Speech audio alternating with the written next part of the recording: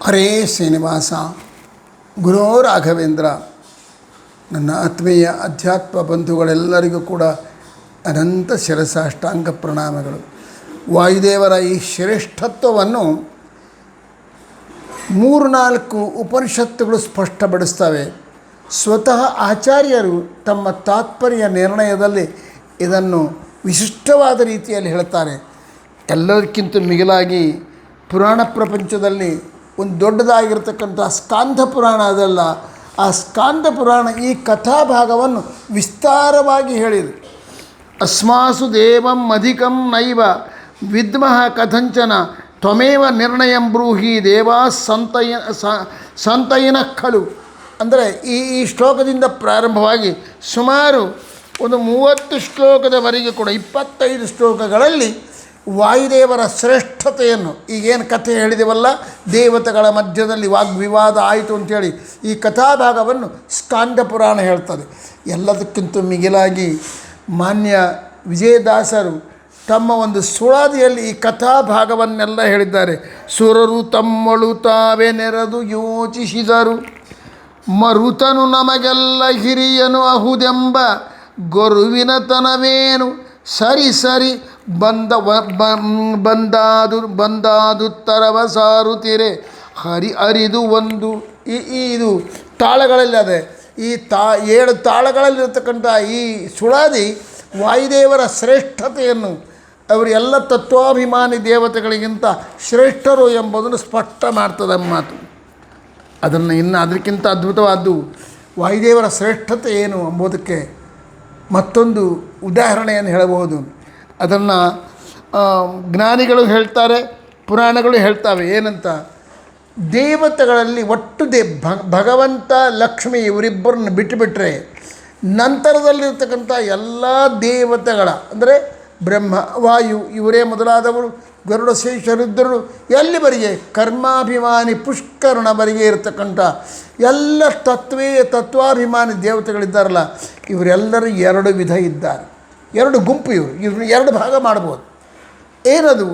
ಒಂದು ಕಲಿಬಾಧೆಗೆ ಒಳಗಾಗತಕ್ಕಂಥವರು, ಕಲಿಬಾಧೆಗೆ ಒಳಗಾಗದೇ ಇರತಕ್ಕಂಥವರು.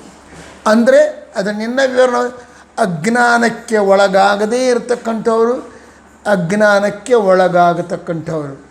ಜ್ಞಾನ ಭಕ್ತಿ ವೈರಾಗ್ಯಗಳ ತಿರೋಧಾನ ಯಾರಲ್ಲಿ ಯಾವಾಗಲೂ ಆಗುವುದಿಲ್ಲೋ ಅವರು ಒಂದು ಗುಂಪು. ಈ ಜ್ಞಾನ ಭಕ್ತಿ ವೈರಾಗ್ಯಗಳು ಆಗಾಗ ಕುಂಠಿತವಾಗತಕ್ಕಂಥ ಗುಂಪು ಅಂತ. ಆ ಗುಂಪಿನಲ್ಲಿ 2 ಗುಂಪಿನಲ್ಲಿ ಬ್ರಹ್ಮ ವಾಯು ಸರಸ್ವತಿ ಭಾರತಿ ಮೊದಲಾದ ಋಜುಗಳಿದ್ದಾರಲ್ಲ, ಇವರೆಲ್ಲ ಒಂದು ಗುಂಪು.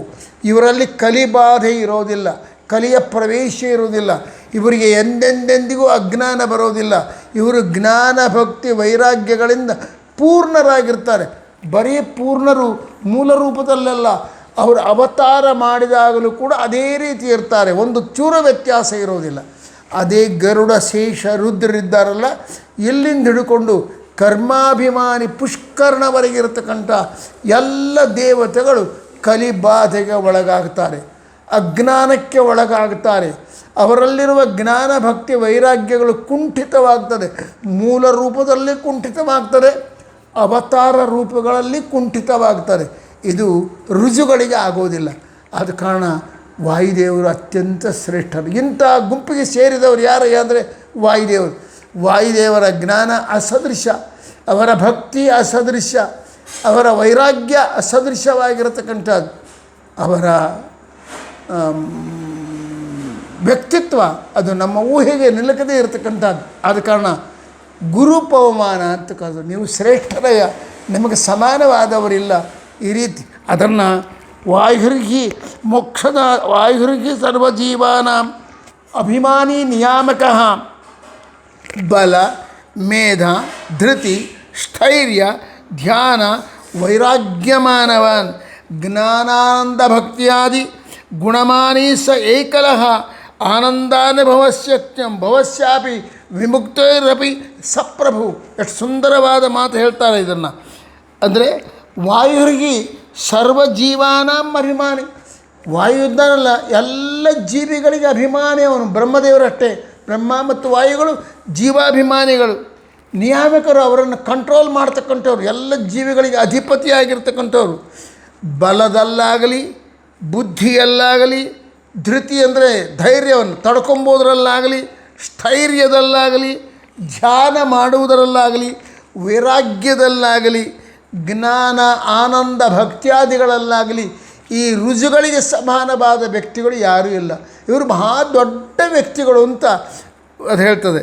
ಇದನ್ನು ಆಚಾರ್ಯ ಮಧ್ವರು ಸತ್ವೋತ್ತರತ್ವ ಮಾಲಾಕಾರರು ಎಷ್ಟು ಸುಂದರವಾಗಿ ಹೇಳ್ತಾರೆ ಅಂದರೆ, ಸವಿಶೇಷಂ ಜಗತ್ಸರ್ವಂ ಭೂತಂ ಭವ್ಯಂ ಭವಚ್ಚ ಯತ್ ಯತ್ ಆಲೋಚನಾಚ್ಚ ಯದ್ ಜ್ಞಾನಿ ಭಾಸತೆ ಪರಮಾಣುವತ್ ಅಂತ ಮಾತು ಹೇಳಿದ್ರು ಗೊತ್ತಾ.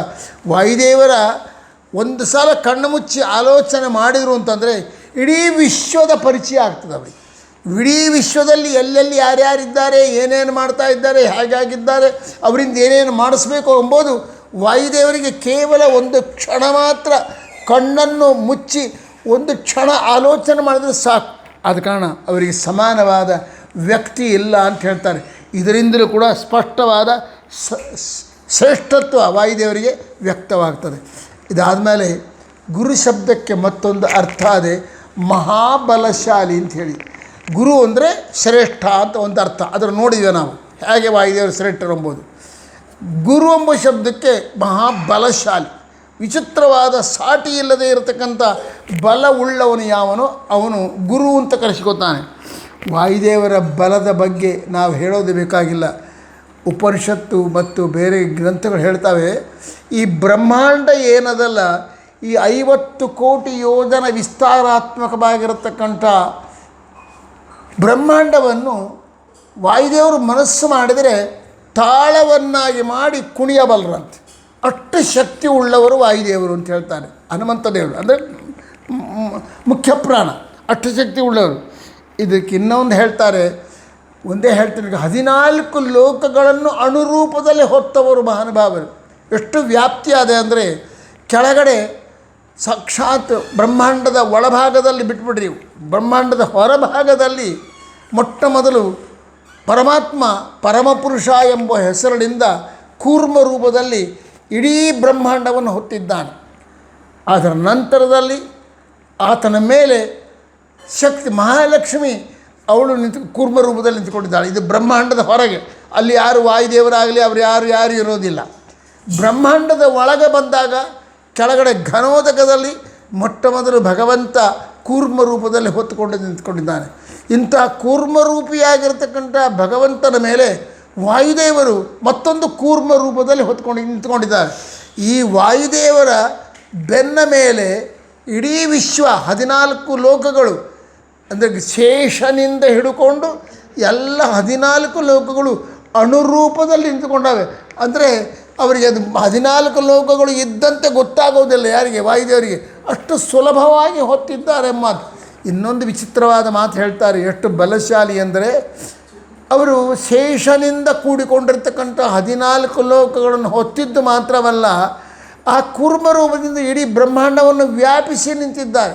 ಇದು ವಾಯುದೇವರ, ಆ ಕೂರ್ಮರೂಪಿಯಾದ ವಾಯುದೇವರ ಮಹಾಶಕ್ತಿ ಅಂತ ಹೇಳ್ತಾರೆ ಮಾತು. ಇದಾದ ಮೇಲೆ ಮುಖ್ಯ ಪ್ರಾಣೋ ಮಹಾನೇಶ ಏರವ್ಯಾಪ್ತಂ ಚರಾಚರಂ ತಸ್ಮಿನ್ನೋತವಿದಂ ಸರ್ವಂ ಚೇತನಾತ್ಮಕಂ ಯಥಾ ಸೂತ್ರೇ ಮಣಿಗಣಾ ರಥನಾಭಾವರ ಯಥಾ. ಈ ಒಂದು ಸೂತ್ರದಲ್ಲಿ ಅಂದರೆ ಒಂದು ದಾರದಲ್ಲಿ, ಒಂದು ತಂತಿಯಲ್ಲಿ ಈ ಮುತ್ತುಗಳು ಮಣಿಗಳು ಹೇಗೆ ನಿಂತ್ಕೊಂಡಿರ್ತಾವೆ, ಸೂತ್ರವನ್ನು ಆಧರಿಸಿಕೊಂಡು ಮಣಿಗಳು ನಿಂತಂತೆ ಇಡೀ ಚೇತನಾತ್ಮಕವಾದ ಈ ಜಗತ್ತೆಲ್ಲವೂ ಕೂಡ ವಾಯುದೇವರನ್ನು ಆಶ್ರಯಿಸಿ ನಿಂತುಕೊಂಡದೆ. ಅದಕ್ಕೆ ಇನ್ನೊಂದು ಹೇಳ್ತಾರೆ ಪುರಾಣಗಳು, ಮರದ ಬಡ್ಡಿಯನ್ನು ಆಶ್ರಯಿಸಿ ಕೊಂಬೆಗಳು ರೆಂಬೆಗಳು ನಿಂತಂತೆ ಇಡೀ ಜಗತ್ತು ವಾಯುದೇವರನ್ನು ಆಶ್ರಯಿಸಿ ನಿಂತುಕೊಂಡಿದ್ದೆ. ಭೂಲೋಕ ಅವರು ಎಷ್ಟು ರೂಪಗಳು ಬಂದರೆ ಆವಹ, ವಿವಹ, ಸಂವಹ, ಪರಾವಹ, ಪ್ರವಹ, ಉದ್ವಹ, ಪರಿವಹಗಳೆಂಬ 7 ರೂಪಗಳು. ಈ 7 ರೂಪಗಳಿಂದ ವಾಯುದೇವರು 14 ಲೋಕಗಳನ್ನು ವ್ಯಾಪಿಸಿ ಅವುಗಳಿಗೆ ಆಧಾರವಾಗಿ ನಿಂತುಕೊಂಡಿದ್ದಾರೆ. ಇವರಿಗಿಂತಲೂ ಬಲಶಾಲಿಯಾದ ವ್ಯಕ್ತಿ ಮತ್ತೊಬ್ಬರಿಲ್ಲ ಅಂತ ಸ್ಪಷ್ಟ ಮಾಡ್ತಾರೆ. ಇಂಥ ಪ್ರಪಂಚದಲ್ಲಿ ಇದಕ್ಕಿಂತ ಸಮಾನವಾದ ಬಲವಂತ ಇಲ್ಲ ಅಂಬೋದು ಸ್ಪಷ್ಟ ಆಯಿತು. ಪುರಾಣಗಳು ಒಂದು ಮಾತು ಹೇಳ್ತದೆ, ಪ್ರಹ್ಲಾದ, ಧೃತರಾಷ್ಟ್ರ, ಶಲ್ಯ ಇವರೆಲ್ಲರೂ ಕೂಡ ಮಹಾಬಲಶಾಲಿಗಳು ಅಂತ ಆಗಿನ ಕಾಲದಲ್ಲಿ. ಅಂದರೆ ದ್ವಾಪರ ಯುಗದಲ್ಲಿ ಮಹಾಬಲಶಾಲಿಗಳು ಯಾರು ಅಂದರೆ ದ್ವಾಪರ ಮತ್ತು ತ್ರೇತಾಯುಗ, ಕೃತಯುಗದಲ್ಲಿ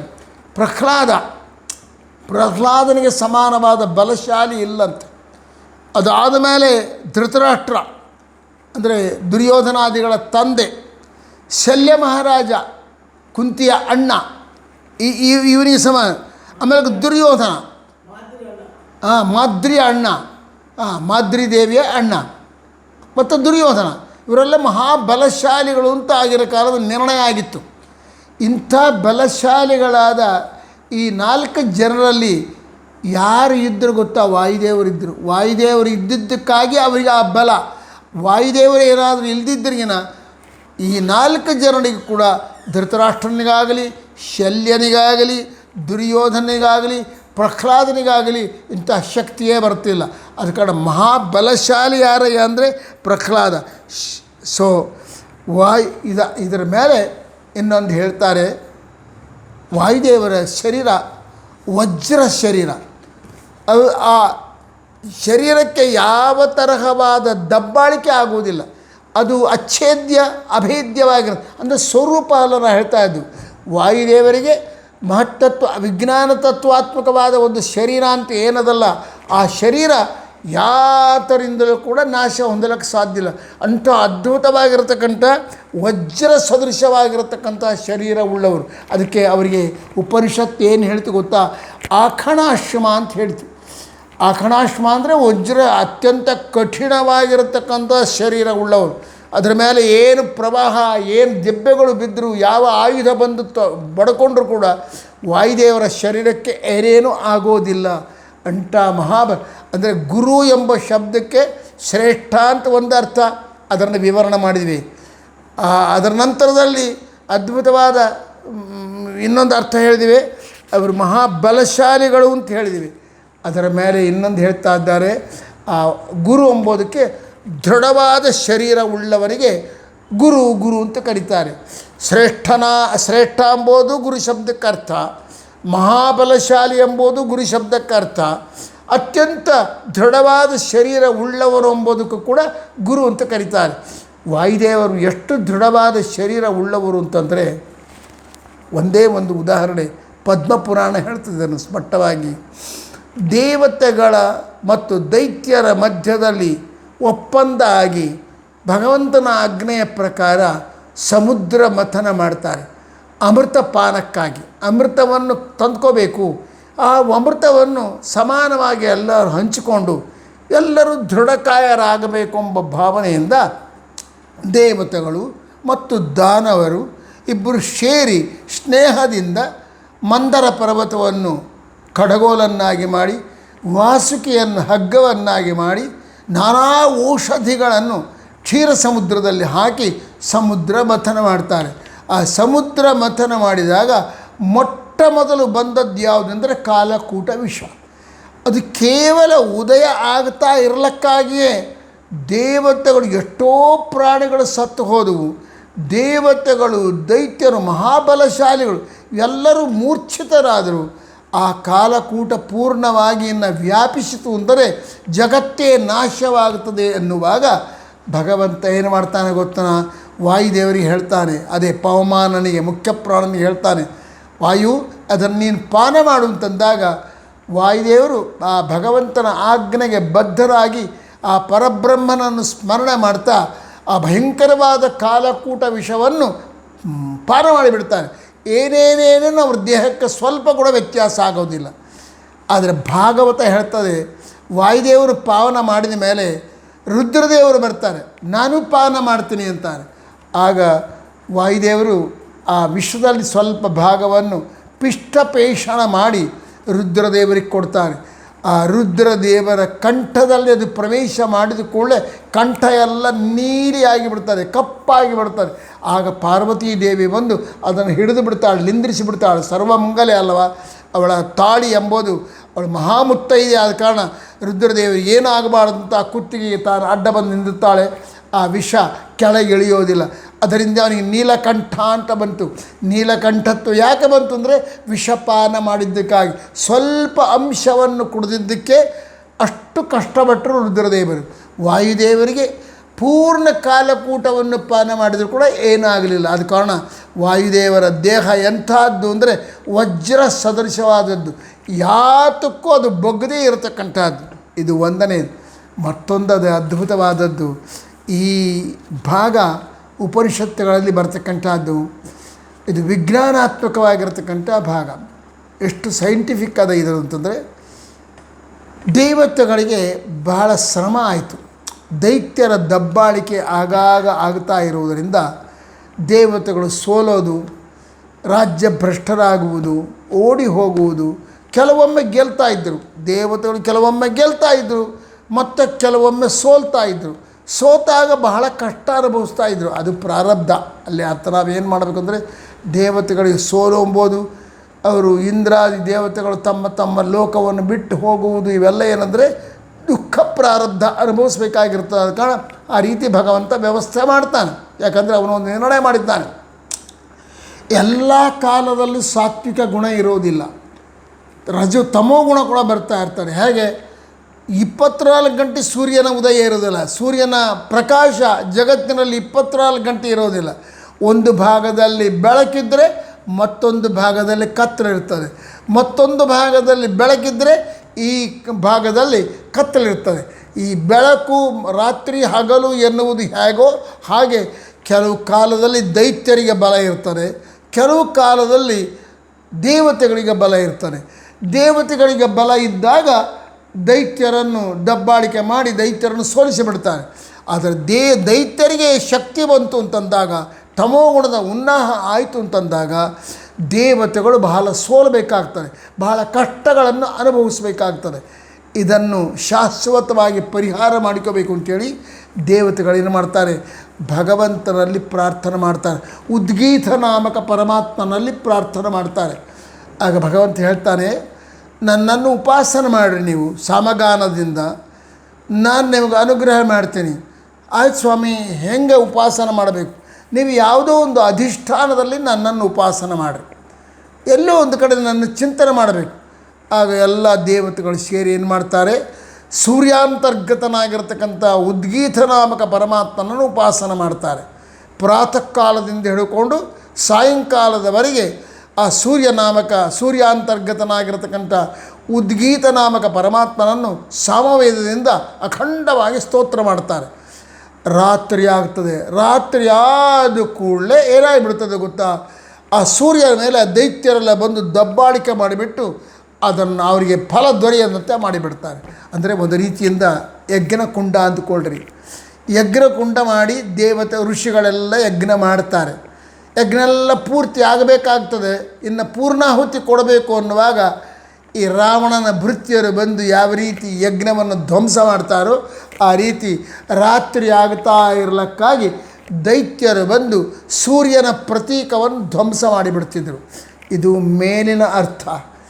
ಇದಕ್ಕೆ ನಿಜವಾದ ಅರ್ಥ ಏನು ಗೊತ್ತೇನ, ನಮ್ಮ ಕಣ್ಣದಲ್ಲ, ಈ ಕಣ್ಣು ಜ್ಞಾನ ಇದ್ದಾಗ, ಅಂದರೆ ನಮ್ಮಲ್ಲಿ ಬೆಳಕಿದ್ದಾಗ, ಜ್ಞಾನ ಇದ್ದಾಗ ಏನು ಮಾಡ್ತದೆ ಗೊತ್ತಾ, ಅಯ್ಯೋ ನಾ ಕೆಟ್ಟ ಪದಾರ್ಥಗಳನ್ನು ನೋಡಬಾರ್ದು, ಭಗವಂತನನ್ನೇ ನೋಡಬೇಕು, ಪುರಾಣ ಗ್ರಂಥಗಳನ್ನೇ ನೋಡಬೇಕು, ಒಳ್ಳೆಯದನ್ನು ನೋಡಬೇಕು, ಪುಣ್ಯಾತ್ಮರನ್ನು ನೋಡಬೇಕು ಅಂದ್ಕೊತಿರ್ತಾ ಹಾಗೇ ಮಾಡ್ತದೆ. ಯಾವಾಗ ಕತ್ತಲು ರಾತ್ರಿ ಬಂತಲ್ಲ, ಅಲ್ಲಿ ದೈತ್ಯರು ರಾತ್ರಿ ಬಂತು, ಇಲ್ಲಿ ಅಜ್ಞಾನ ಸ್ವಲ್ಪ ಪ್ರವೇಶ ಆಯಿತು ಅಂತಂದು ಕೂಡಲೇ ಈ ಕಣ್ಣು ಏನಾಗ್ತದೆ ಗೊತ್ತನಾ, ಒಳ್ಳೆಯದನ್ನು ನೋಡೋದು ಬಿಡ್ತದೆ, ಕೆಟ್ಟದನ್ನು ನೋಡ್ತದೆ, ಹೆಣ್ಮಕ್ಕಳು ನೋಡ್ತದೆ, ಗಂಡಸು ಮಕ್ಕಳನ್ನು ನೋಡ್ತದೆ, ಪಾಪಿಗಳನ್ನು ನೋಡ್ತದೆ.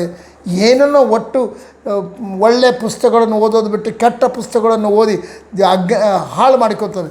ಸೊ ಅಂದರೆ ನಮ್ಮ ಇಂದ್ರಿಯಗಳಲ್ಲಿ ಕಣ್ಣು ಎಂಬುದು ಏನದಲ್ಲ, ಇದು ಜ್ಞಾನಕ್ಕೂ ಒಳಗಾಗ್ತದೆ, ಒಳ್ಳೆಯದನ್ನು ಮಾಡ್ತದೆ, ಕೆಟ್ಟದನ್ನು ಮಾಡ್ತದೆ. ಇದನ್ನು ಚಿಂತನೆ ಮಾಡು ಅಂತ ಹೇಳ್ತಾರೆ ಈ ಉಪನಿಷತ್.